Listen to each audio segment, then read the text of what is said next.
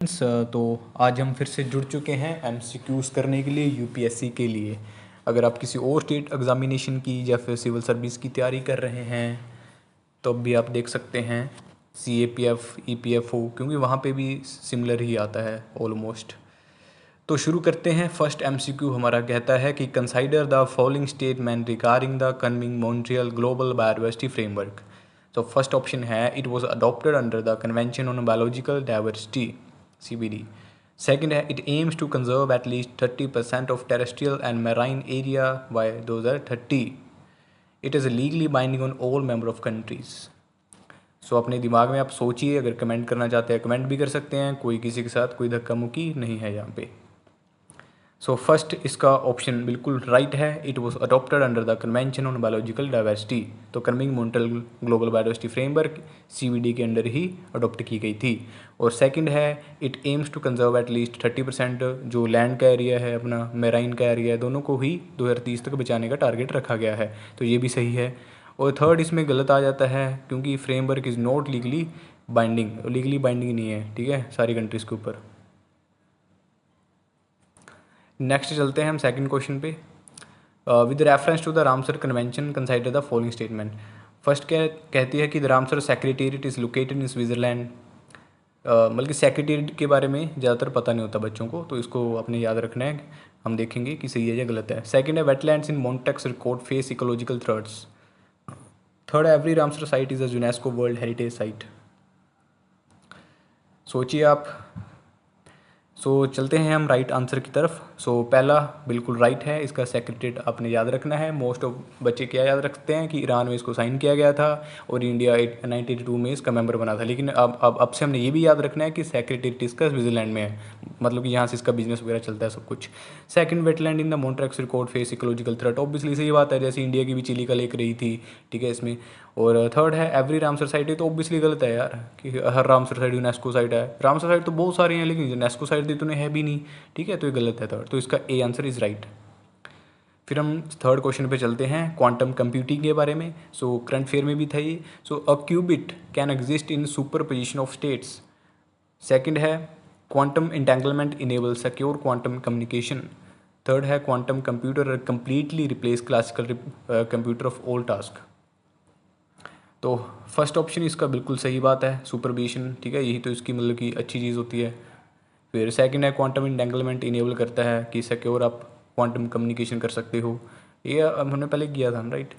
Quantum computer completely replace कर देती हैं, ऐसा नहीं है। ऐसे कैसे रिप्लेस कर देंगे, अभी भी चल रही हैं काफ़ी कमर्शियल जगह के ऊपर कंप्यूटर्स चल रहे हैं, आपके घर पे भी तो चल रहे हैं, ठीक है। तो ए इज़ राइट आंसर 1 और 2। नेक्स्ट चलते हैं हम सेमीकंडक्टर के बारे में। तो काफ़ी खबरों में रहता है, अच्छे से टॉपिक कर के जाना है आपने ये, ठीक है। यहाँ पे जो हम टॉपिक कर रहे हैं उसको आपने अलग से घर पे भी देख लेना है, कुछ इंपॉर्टेंट चीज़ों के बारे में। हम यहाँ से पता चल जाएगा आपको कि कौन सी जो टॉपिक इंपॉर्टेंट है कौन सी नहीं। Silicon is the most commonly use semiconductor material. Second है semiconductor fabrication plants are called fabs. Third है gallium nitride is a compound semiconductor. तो सोचिए। देखते हैं हम राइट ऑप्शन कौन सा है। Silicon is the most commonly use semiconductor material, बिल्कुल सही स्टेटमेंट है। सिलिकॉन को यूज़ किया जाता है मोस्टली। सेमीकंडक्टर फैब्रिकेशन प्लांट्स को फैब्स कहते हैं, ये भी बिल्कुल राइट आंसर है, राइट मिल की स्टेटमेंट है। फिर gallium nitride is a compound semiconductor, ये भी बिल्कुल सही है कि जो गैलियम नाइट्राइड होता है वही कंपाउंड सेमीकंडक्टर होता है, ठीक है। तो D option is right 1 2 3। Fifth option पे चलते हैं, फिफ्थ क्वेश्चन पे। तो ये ग्रीन हाइड्रोजन के बारे में है, ओबियसली करंट फेयर में रहता है ये भी। Green hydrogen can be used for the production of green ammonia. Second है hydrogen fuel cell produce electricity through combustion of hydrogen. Third है green hydrogen is considered an energy carrier rather than a primary energy source. तो देखते हैं हम first. तो green hydrogen can be use for the production of green ammonia, बिल्कुल सही बात है। Green hydrogen can be use किया जा सकता है ग्रीन अमोनिया प्रोडक्शन करने के लिए, बिल्कुल सही है। हाइड्रोजन फ्यूल सेल प्रोड्यूस करता है इलेक्ट्रिसिटी को जब कंबशन होती है, ठीक है, जब आग जलती है हाइड्रोजन में, बिल्कुल सही बात है ये। थर्ड, हाइड्रोजन जो ग्रीन हाइड्रोजन है is considered an energy carrier rather than a primary energy source, ठीक है, मतलब एनर्जी को लेके जाता है वो खुद एनर्जी नहीं है, वो एनर्जी को लेके जाता है। तो ये भी ये सही स्टेटमेंट है, हाँ, थर्ड वाली। लेकिन ग्रीन सेकंड क्या थी, hydrogen fuel cell produce electricity through combustion of hydrogen, ये गलत है यार। Second option is not right. ठीक है। जो ग्रीन फ्यूल सेल होता है हमारा fuel cell generate electricity through electrochemical reactions not combustion, ठीक है। वो कंबशन नहीं करते, तो यहाँ पे कंबशन लिखा हो तो कंबशन नहीं करते वो, ठीक है। वो इलेक्ट्रिसिटी जनरेट करते हैं इलेक्ट्रोकेमिकल रिएक्शन से। तो सेकंड यहाँ पे गलत है, 1 और 3 इज़ राइट, मतलब कि B option is right. 6th चलते हैं, जीन एडिटिंग टेक्नोलॉजी के बारे में, ये भी करंट फेयर में रहता है। So base editing can modify DNA base without cutting both strands of DNA। Technology काफ़ी ज़्यादा बेहतर होती है आजकल, तो एडवांस में चल रहे हैं अपने भी ऑप्शन को लेकर साइंस टेक्नोलॉजी में हमेशा। सेकंड है, prime editing is sometimes called a search and replace gene editing technology. Third है, CRISPR-Cas9 always introduce foreign DNA into the genome, ठीक है। काफ़ी एक्सट्रीम स्टेटमेंट है ये कि ऑलवेज करता है इंट्रोड्यूस फॉरेन DNA को। तो देखिए फर्स्ट स्टेटमेंट बिल्कुल सही बात है, तो जो बेस एडिटिंग कैन मॉडिफाई कर सकता है, ठीक है। वैसे भी सिंपल स्टेटमेंट है कि कैन कर सकता है मॉडिफाई, ठीक है, बचने की कोशिश की गई यहाँ पे। और सेकंड है कि प्राइम एडिटिंग को समटाइम सर्च एंड रिप्लेस भी कह देते हैं। और थर्ड, ऐसा जरूरी नहीं है कि फॉरेन DNA को हर बार वहाँ पे इंट्रोड्यूस करना पड़ेगा, ठीक है। सो CRISPR-Cas9 edit gene without inserting foreign DNA, ठीक, ओके, तो अपने याद रखना है ये। 7th है कार्बन मार्केट के बारे में। सो फर्स्ट ऑप्शन है कि compliance carbon market operate under mandatory government regulation. Simple सी स्टेटमेंट है, ठीक है, आपने दिमाग लगाना है इसके ऊपर। फिर voluntary carbon market function independently of legal emission caps. Third है, carbon credit and carbon offset are always identical in meanings. देखें राइट ऑप्शन कौन सा है। सो फर्स्ट क्या कहता है जी, कंप्लाइंस कार्बन मार्केट ऑपरेट करता है under the mandatory government regulation. हाँ बिल्कुल सही बात है, कार्बन मार्केट गवर्नमेंट रेगुलेशन के अंडर ही काम करता है। सेकंड क्या कहता है, voluntary carbon market function independently of legal emission caps, ये भी बिल्कुल सही बात है, ओके। जो बोलो अपना वॉलंटरी कार्बन मार्केट्स होते हैं वो इंडिपेंडेंटली फंक्शन करते हैं लीगल एमिशन कैप्स के ऊपर।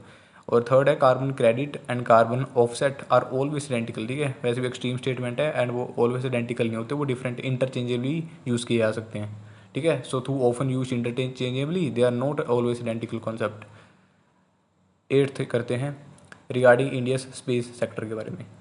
सो फर्स्ट है, in space functions as regulator and facilitator for private participation in space sector, ठीक है, काफ़ी मशहूर है इन स्पेस, आपने इसको पढ़ा होगा जरूर, अगर नहीं पढ़ा हो तो आज पढ़ लेना आप। तो सेकंड है, NSIL responsible for commercial utilisation of ISRO technology. Third है, in space operate all launch vehicle developed by ISRO. तो इन स्पेस वाला बिल्कुल सही है पहला, जो private participation in space sector में, ठीक है, वो कंट्रीब्यूट करते हैं। और सेकंड क्या है, NSIL वाला रिस्पॉन्सिबल है वो कमर्शियल यूटिलाइजेशन के लिए, ठीक है, ये भी बिल्कुल सही बात है। कमर्शियल यूटिलाइजेशन जो इन स्पेस है वो भी प्राइवेट को देख रहा है उनकी पार्टिसिपेशन को, और NSIL भी रिस्पॉन्सिबल है कमर्शियल यूटिलाइजेशन के लिए।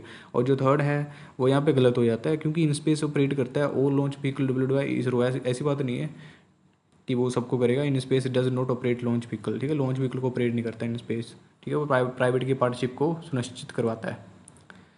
तो इसकी स्टेटमेंट कौन सी राइट होगी, A12, तो 1 2 इज़ राइट। फिर नेक्स्ट चलते हैं 9th पे, generative AI। So large language models are trained only on structural numerical data, ठीक है।